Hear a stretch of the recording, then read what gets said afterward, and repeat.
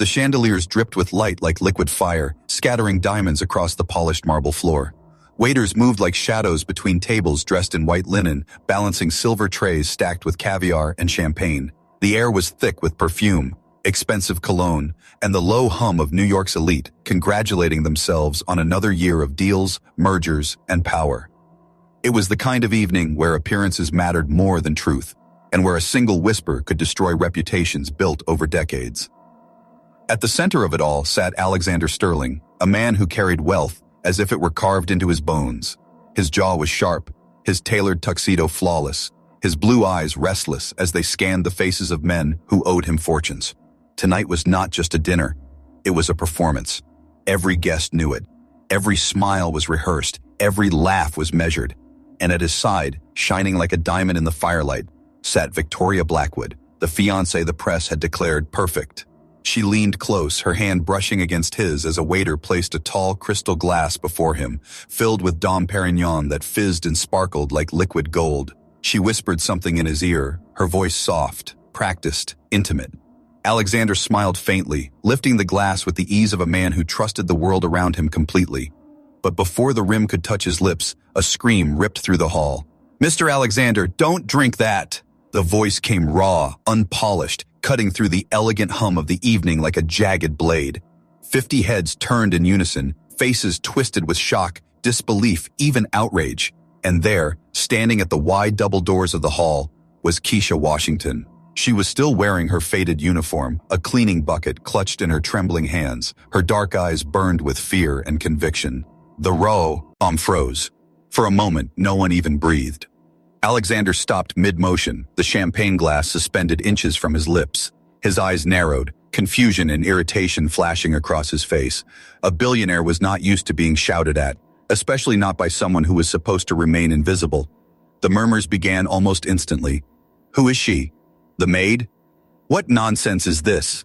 Forks clinked against plates as dinner guests set them down, eager to watch the spectacle unravel. To them, this was scandal and entertainment, nothing more.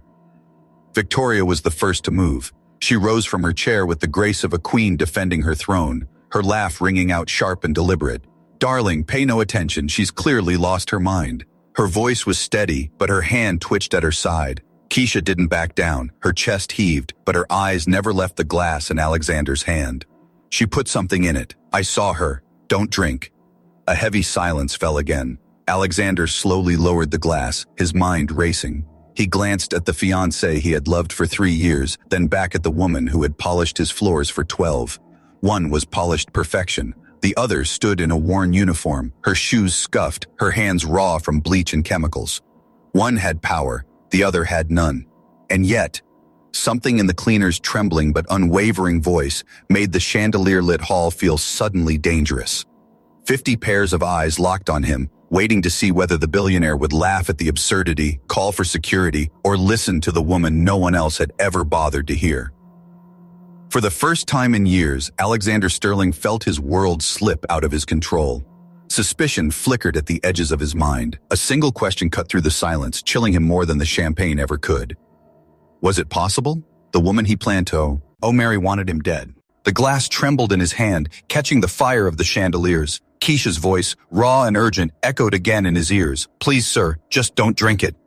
And in that moment, the entire hall knew that whatever happened next would change everything. The night after the dinner would be remembered for whispers, but for Kesha Washington, the memory stretched back far longer. 12 years of silence, of swallowing words, of learning to make herself invisible. She had mastered it so well that people forgot she had a voice at all. But as she stood at the edge of that glittering hall, her heart hammering against her ribs, the truth of her own life pressed down on her with brutal weight. Kesha hadn't always been the cleaner.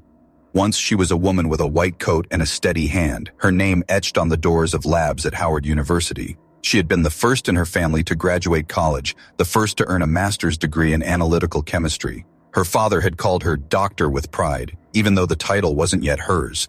She believed her future would be full of discoveries, patents, maybe even teaching young black scientists who, like her, carried entire generations' hopes on their shoulders. But the world was not kind to women like Kesha. One accusation, that she had stolen valuable compounds from the lab, erased everything. She had been called unstable, resentful, a problem. Words meant to crush her before she could rise. No trial, no chance to defend herself. A signed paper, a locked door, and the polite refusal of every laboratory that had once fought for her talent. In the eyes of the industry, she was contaminated, untouchable. That was how the bleach bucket found her. Cleaning became the only way to pay rent, to keep food in her stomach. 12 years of scrubbing marble countertops that never belonged to her, listening to powerful people whisper secrets they thought were safe in her presence. They never noticed her. That was their mistake. As she moved from mansion to mansion, Kesha carried a notebook in her mind. Every careless word, every hidden bottle, every sudden phone call during the night, it was all cataloged. Cleaning didn't erase the chemist in her. If anything, it sharpened her instincts. She knew the smell of compounds that didn't belong. She recognized stains that others dismissed. When the world pushed her into silence, she turned her silence into a weapon. And then came Victoria Blackwood. From the first day Kesha started working in Alexander Sterling's mansion, she saw how the fiancé drifted through rooms like a storm wrapped in silk. Elegant, untouchable, but always watching, always scheming. Kesha saw the deliveries, men in unmarked sedans slipping through the side gates with boxes that never reached the kitchen. She heard the phone calls, whispered but sharp. He won't suspect a thing. She caught the faint chemical odors lingering in the trash, hidden among imported hair products and perfume. Kesha could have ignored it. She had ignored countless sins of the wealthy before, but this was different. This wasn't arrogance or betrayal. This was life and death. The night of the dinner, as she polished the brass railings and listened to Victoria's laughter floating through the grand hall, Kesha made her choice. Fear clawed at her throat, but silence had already stolen 12 years of her life. She wouldn't let it steal Alexander Sterling's. So when she saw the glass lifted, golden bubbles rising like a countdown to disaster, she screamed. And for the first time in over a decade, people heard her. Victoria Blackwood rose from her seat like a queen forced to defend her crown. Every motion was calculated, every smile honed by years of moving among Manhattan's elite. Her gown shimmered under the chandeliers and her posture, back straight, chin lifted, made it clear she believed the entire room belonged to her. The laughter she unleashed was crystalline, deliberate, the kind of laugh designed to make others doubt what they had just seen or heard. "Darling," she purred, brushing invisible dust from her dress. "Surely we aren't giving this spectacle any more attention. It's absurd."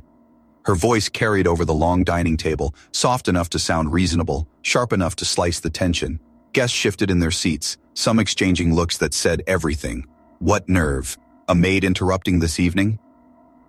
But Alexander Sterling did not lower his glass. He kept it suspended, caught in the dim light like an artifact no one dared touch. His piercing eyes studied the woman beside him, then flicked toward the trembling cleaner at the door. For 3 years, Victoria had been flawless, charming, supportive, the perfect fiancée that business magazines praised as his equal. Yet in that moment, under the heat of accusation, something about her composure cracked.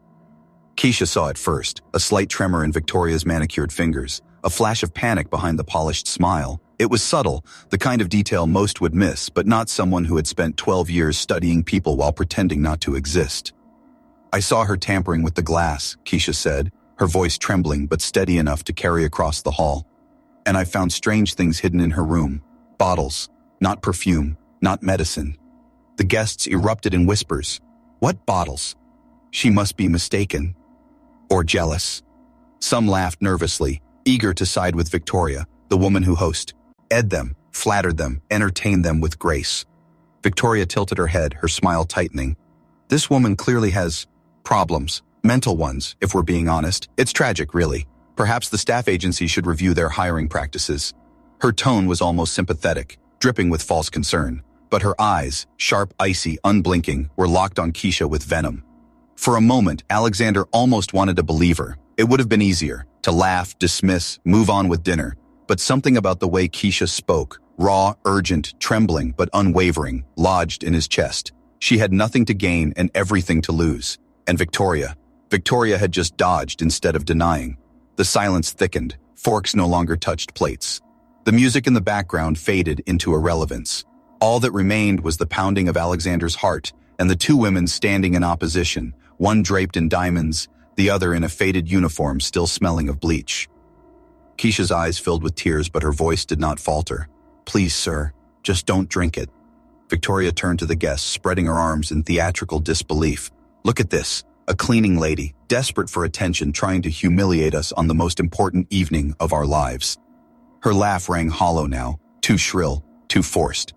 Alexander leaned back in his chair, finally lowering the glass to the table. His voice was low, deliberate, almost dangerous.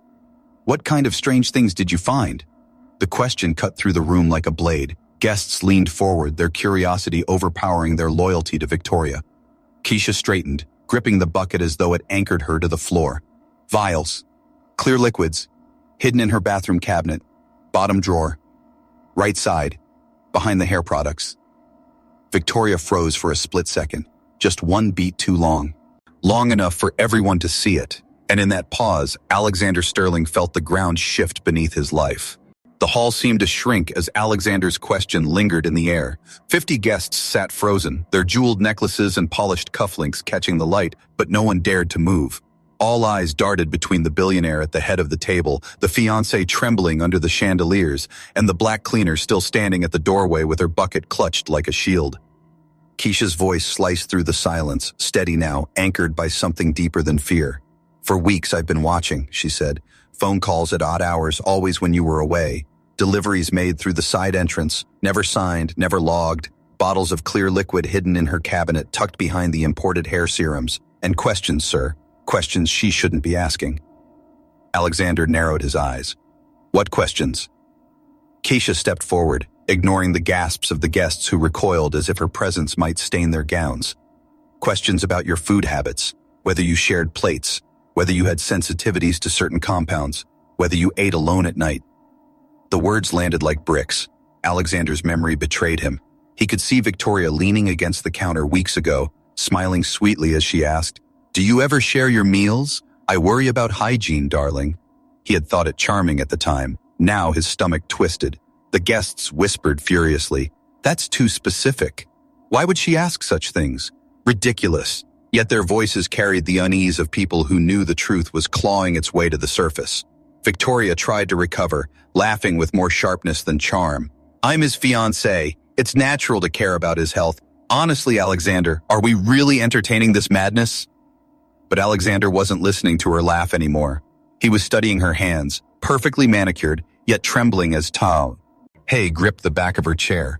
A sheen of sweat glistened at her temple despite the cool air wafting from the vents above. Kesha took another step forward. Her bucket rattled against her knee, but her eyes never wavered. "I know what I saw. Chemicals disguised as beauty products, deliveries you never knew about, and a phone call, Mr. Sterling, last week when you were at the golf course. She was in her office. I heard her say, 'We need to solve the Alexander problem once and for all.'" Gasps rippled through the hall. Utensils clattered as a few guests abandoned any pretense of eating. The weight of Kesha's words pressed down on them all, suffocating and undeniable. Alexander's chest rose and fell slowly. He turned to Victoria, his voice calm but ice cold. "Did you say that?" Victoria blinked rapidly, her mouth opening and closing like a cornered actress searching for her script. "Of course not. This is outrageous. Alexander, you know me. You know me better than anyone." But her delay, 2 seconds too long, was all it took. Guests shifted uncomfortably. A few exchanged knowing glances. Suspicion hung in the air like smoke, impossible to wave away. Kesha's voice, low but unyielding, filled the space again. "You don't have to take my word for it. Send someone to her room, bottom drawer, right side, behind the hair products. The vials are still there."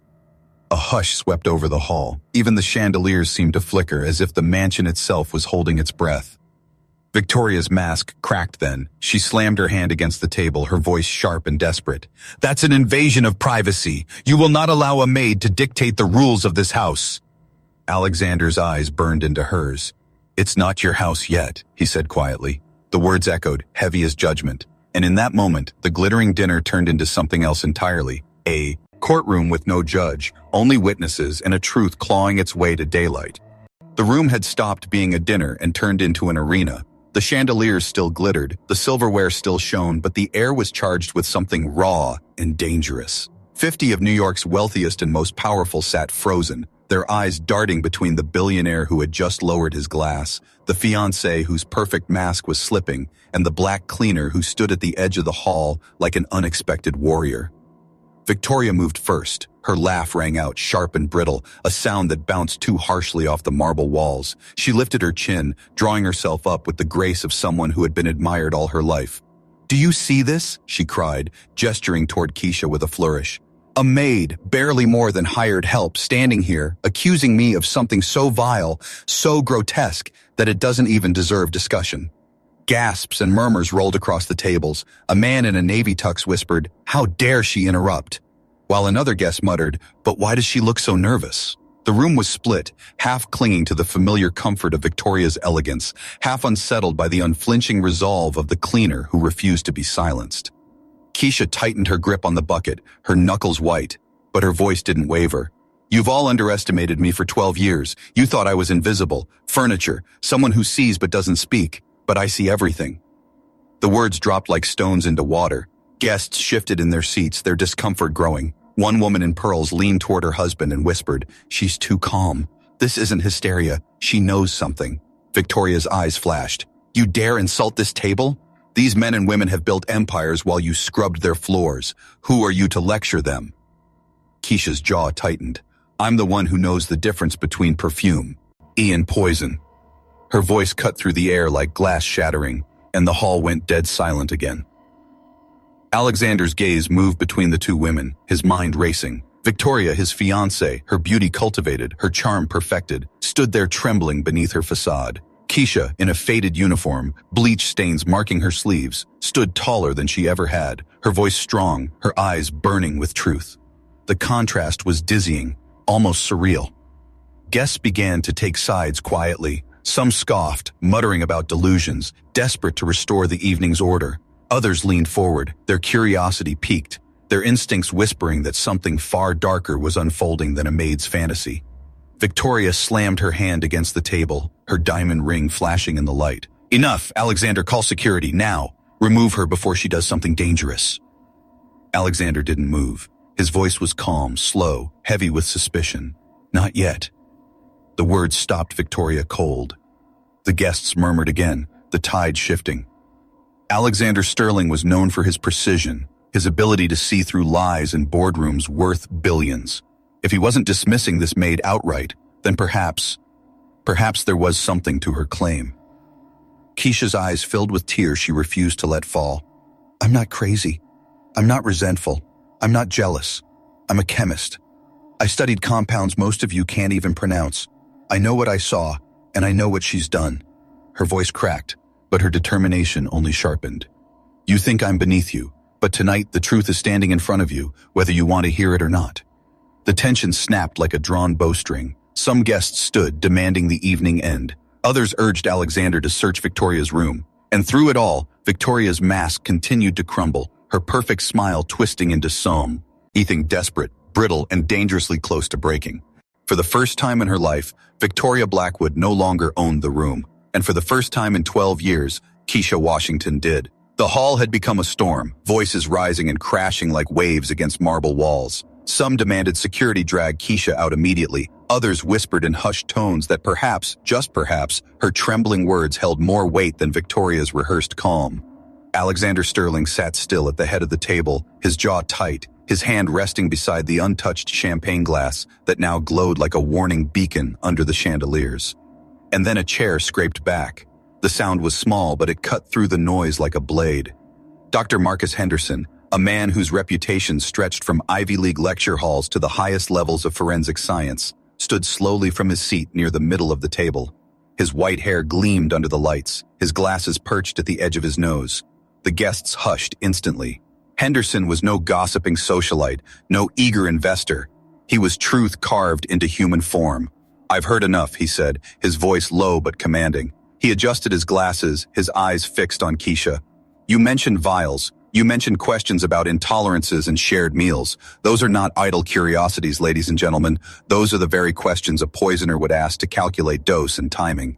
The silence was thunderous. A ripple of disbelief moved through the room, followed by gasps. Victoria's head snapped toward him, her face blanching. "Dr. Henderson, with all due respect, you can't be serious. This is outrageous." Her words tripped over themselves, her control unraveling with each syllable. But Henderson didn't even glance her way. His gaze stayed locked on Kesha, measuring her. "And you, young lady, How do you know so much about chemical compounds? Kesha swallowed it hard, the sting of old humiliation rising in her throat, but she lifted her chin. Howard University, master's degree in analytical chemistry, specialization in toxicology. A murmur tore through the guests like fire-catching silk. They had seen her with bleach buckets, mops, and rags for years. None had imagined she had once worn a lab coat. None had imagined she had the knowledge to stand toe-to-toe with a man like Henderson. Victoria barked a bitter laugh, too loud, too sharp. A convenient story. If she were truly qualified, she wouldn't be scrubbing floors. Obviously, she's inventing credentials to make her lies more believable. But Henderson raised his hand, silencing her with a look colder than winter. I know false bravado when I see it, and this isn't it. Her terminology, her precision, she speaks as one who knows. I've lectured students for decades. This woman is trained. Alexander's chest tightened. The weight of the moment pressed down on him. He looked at Kesha with new eyes, no longer as the woman in the background of his mansion, but as someone whose presence tonight had shifted the course of his life. The guests leaned forward, caught between disbelief and dawning horror. One by one, they began to see it too. The sweat on Victoria's temples, the tremble in her hand as she gripped her chair, the cracks splintering the flawless mask she had worn so carefully. Kesha's voice rang out, steadier now, stronger with the backing of authority. I didn't want to speak tonight. I didn't want to stand here. But I couldn't stay silent and let you drink what I know could kill you. I've spent 12 years being invisible. Tonight, I refuse to be. Dr. Henderson nodded, his voice grim. Mr. Sterling, I strongly advise you not to drink anything, not to eat another bite, until this matter is fully investigated. The words landed with the weight of a gavel star. Aching wood. Victoria's lips parted, a protest forming, but the eyes of the room were no longer on her side. For the first time in 3 years, she felt power slipping through her manicured fingers. And in the eyes of Alexander Sterling, for the first time, Kesha Washington was no longer invisible. The hall was silent again, but not with the comfortable silence of fine dining and soft music. This silence was jagged, dangerous, alive. The kind of silence that pressed on every chest, making each breath feel too loud. Alexander Sterling sat rigid, his hand still resting beside the untouched champagne glass, his mind replaying every detail of the last 3 years with Victoria Blackwood, every smile, every whisper, every lingering question he had brushed aside as love. And then Kesha moved. Slowly, deliberately, she reached into the pocket of her faded apron. For a moment, the guest stiffened, unsure of what she might pull out. But when her hand emerged, it held nothing more than a small, battered digital recorder. Her fingers trembled as she held it up. I didn't want to believe it myself, she said softly, her voice raw with both fear and resolve. So I recorded it. 23 minutes. Enough for you to hear the truth with your own ears. The room shifted. Guests leaned forward, eyes wide, hearts thudding. The air was so heavy it seemed the chandeliers themselves were listening. Victoria's face drained of color. What is this? What stunt is this now? Her voice cracked, too shrill, betraying the composure she had worked so hard to preserve. Kesha's eyes met Alexander's, steady and unflinching. Last Sunday, while you were at the golf course, she was in her office. She thought no one was listening. She lowered the recorder, her thumb hovering over the button. But I was. Gasps echoed. Forks clattered onto porcelain. A few guests exchanged horrified glances, already suspected, saying what they were about to hear. Victoria lunged forward, her voice frantic. Alexander, you can't honestly. This is ridiculous. Anyone can fabricate. Play it, Alexander said. His voice was low, controlled, but it cut through the hall with the weight of command. Kesha pressed the button. The speakers crackled, and then a voice filled the room. Clear, unmistakable, undeniable. Victoria's voice. Tony, I need you to speed up the schedule. Alexander is asking questions about the transfers. If he finds out about the 12 million, it's over. No, it has to look natural. A heart attack, maybe. Did you make sure the compound leaves no trace? The room erupted. Some guests clutched their mouths. Others shot to their feet in shock. One man dropped his wine glass, crimson liquid spilling like blood across the tablecloth. Alexander felt his stomach turn to stone. It was her voice. The woman he had planned to marry, the woman who sat beside him at every board dinner, was calmly plotting his death on tape. The recording continued, Victoria's voice colder now. And after it's done, how long before I have full access to his assets? The documents are ready? Good. In a week, the entire sterling fortune will be mine. Enough! Victoria screamed, surging to her feet. Her mask was gone now, stripped away by her own words echoing in front of 50 witnesses. This is fake. Digital manipulation. You can't believe this. But no one looked convinced. Not anymore.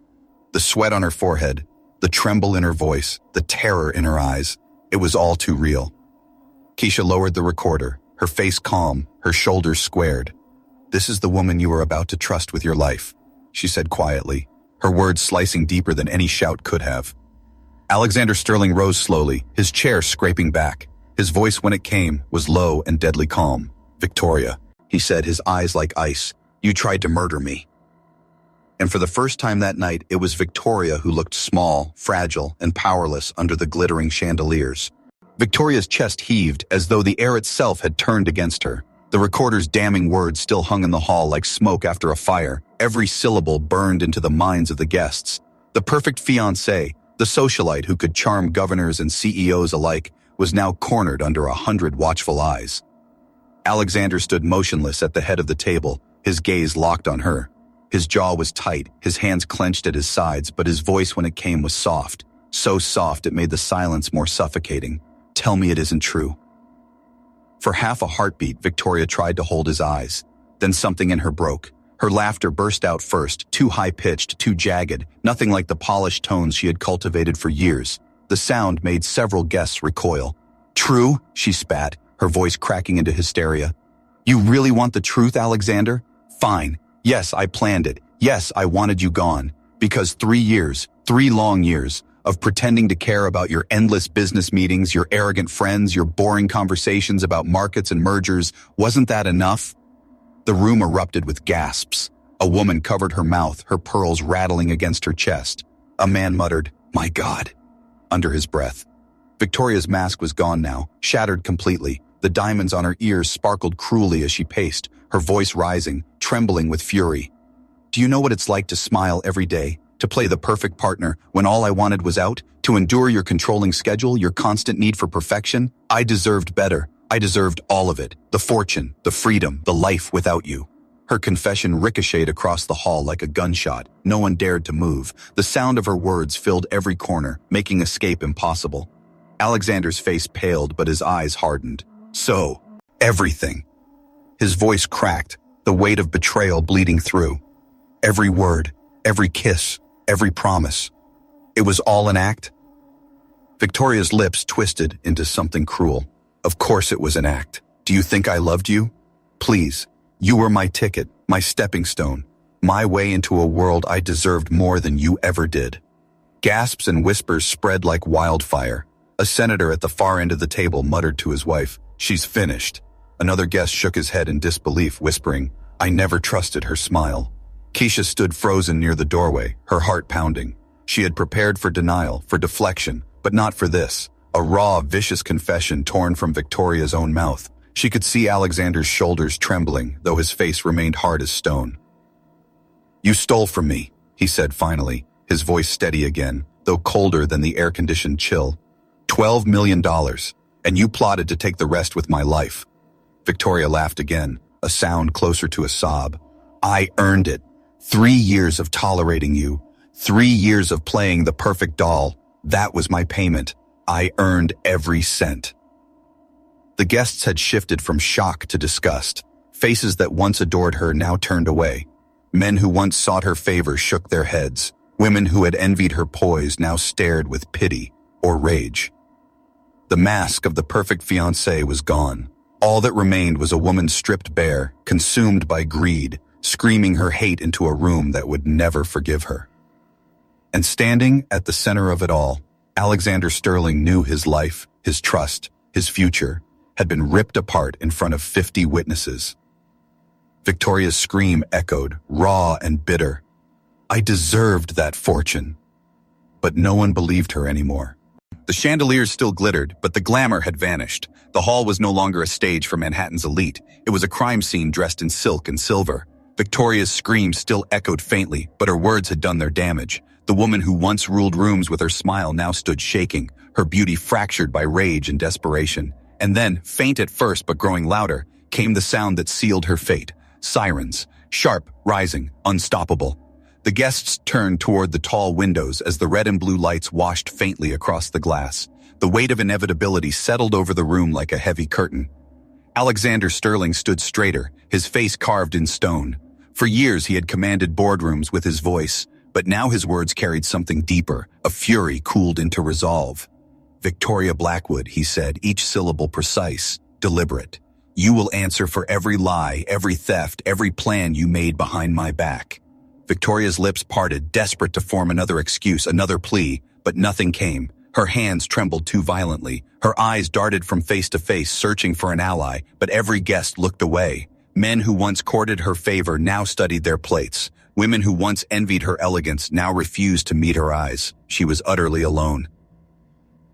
Two uniformed officers entered, their footsteps echoing across the marble. They paused only briefly, taking in the surreal scene. Tuxedos, gowns, half-eaten courses of caviar, and a woman in diamonds trembling like a criminal caught in daylight. Alexander gestured toward her, his voice low but cutting. "She's the one. Attempted murder, fraud, theft." Gasps shuddered through the guests, though none dared protest. The officers approached Victoria, their expressions grim. "Miss Blackwood," one said, his voice steady, "you're under arrest." Her composure snapped. "No. You don't understand. I was going to have everything. It was mine," she thrashed as one officer clasped her wrists, her shriek slicing the heavy air. "He owes me. All of you owe me." Her diamond bracelet clattered to the floor, rolling under the table. The sound was small, but it felt like the last jewel dropping from a broken crown. Kesha stood frozen near the doorway, her bucket still clutched against her hip. For 12 years she had been invisible, ignored, erased. But now Alexander turned toward her, his eyes meeting hers with something no one else in the room had ever given her. Respect. "Dr. Washington," he said, his voice carrying through the hall. It was the first time he had spoken her title aloud, and it silenced the whispers instantly. "You saved my life." The words struck her deeper than any applause. She swallowed hard, blinking back the sting of tears. "I just told the truth," she murmured, her voice trembling but steady. "No," Alexander replied firmly, shaking his head. "You did more than that. You stood up when no one else would. You saw what the rest of us refused to see." The guests, unsettled and humbled, shifted in their seats. A few dared glance at Kesha with new eyes, no longer the maid in bleach-stained sleeves, but the woman who had unmasked betrayal in a hall full of liars. Victoria's screams grew fainter as the officers dragged her toward the doors, her fury dissolving into pitiful sobs. The glitter of her gown, the sparkle of her diamonds, all of it mocked her as she disappeared under the weight of iron handcuffs. Silence returned, heavy and raw. The champagne glasses no longer shimmered with celebration, but with the reminder of how close death had come. Alexander stepped forward, closer to Kesha, his voice soft enough that only she could hear. "I'll never forget this, and neither will they." He glanced toward the guests, still reeling, their perfect masks shaken. For the first time in 12 years, Kesha Washington wasn't invisible. She stood in the light, her presence undeniable, her courage etched into the memory of everyone who had witnessed the fall of a queen and the rise of a woman they had all ignored. And outside, the sirens faded into the night, carrying away the remnants of deception, leaving only truth behind. 6 months later, the mansion no longer carried the echo of betrayal. The marble floors gleamed as they always had, the chandeliers still spilled golden light, but the air felt lighter now, untainted by secrets. What had once been the stage of a near tragedy was now a place of rebuilding. Victoria Blackwood, once the darling of Manhattan's elite, had traded her gowns for an orange jumpsuit. The prison walls at Bedford Hills swallowed her beauty, her manicured hands now scrubbed raw from cleaning the very toilets she once sneered at. Guards barked orders, and inmates barely looked at her. The woman who had believed the world owed her everything now had nothing. Not friends, not fortune, not freedom. Her name, once a ticket into every glittering room, had become a whispered cautionary tale. She muttered bitterly as she dragged a mop across concrete floors. It was supposed to be mine. But no one cared anymore. The world had moved on without her. Far from the cold iron of prison bars, Kesha Washington sat in an office that seemed almost surreal. Her name gleamed on the frosted glass, Director of Scientific Investigations, Sterling Enterprises. It was a title no one could strip away, a title earned not by privilege, but by courage and unshakable truth. She leaned over her desk, analyzing reports, her once roughened hands now handling data instead of bleach rags. Every morning when she stepped into the office, she carried with her the invisible 12 years, the years no one had seen her, the years that had built her strength. Alexander Sterling often visited her office, not as a billionaire commanding an employee, but as a man humbled by the woman who had saved his life. At the press conference announcing her role, he had stood before cameras and said, "True leadership means listening to the voices others ignore. Dr. Washington didn't just save me, she reminded me that integrity is the only foundation worth building on." The guests from that fateful night had not forgotten either. In private conversations, at board dinners, at charity galas, the story resurfaced like legend. The cleaner who screamed, the fiancé unmasked, the billionaire frozen in shock. And at the center of every retelling was the moment Kesha Washington refused to stay invisible. CNN had interviewed her only weeks earlier. Sitting beneath bright studio lights, she wore a navy blazer instead of an apron. The anchor had asked, "How does it feel to go from cleaning halls to leading one of the country's most respected investigative teams?" Kesha's smile was calm, steady. "It feels like I'm finally where I should have been all along, but I don't regret the 12 years I spent cleaning. Those years taught me more about human character than any lab could. I learned that people reveal their true selves when they think no one is watching, and I learned that being underestimated can sometimes be your greatest strength." Her words became headlines, her story a beacon for those who had been dismissed, silenced, or overlooked. Sterling Enterprises, under her leadership, even launched a $15 million fund for whistleblowers, men and women silenced the way she once had been. It was her idea, her legacy already in motion. And late one evening, as the city lights blinked against the horizon, Alexander visited her office. He stood at the doorway, his voice quiet. "Do you ever think about that night?" Kesha leaned back in her chair, her eyes soft but unwavering. "Every day, because it reminds me that truth matters, even when no one wants to hear it." Alexander nodded slowly. "And because you spoke it, I'm alive." She smiled faintly, the weight of 12 long years dissolving. "Not just alive," she said. "Free." Outside, the world moved as it always did. Fast, merciless, dazzling. But for once, it carried the proof that justice, though delayed, could still rise. The black cleaner who once whispered her truth into empty rooms had become a voice the world could no longer ignore. And the name Kesha Washington, once erased by false accusations, now stood as a reminder. Underestimate no one. Because sometimes the person you look through is the one who will change everything.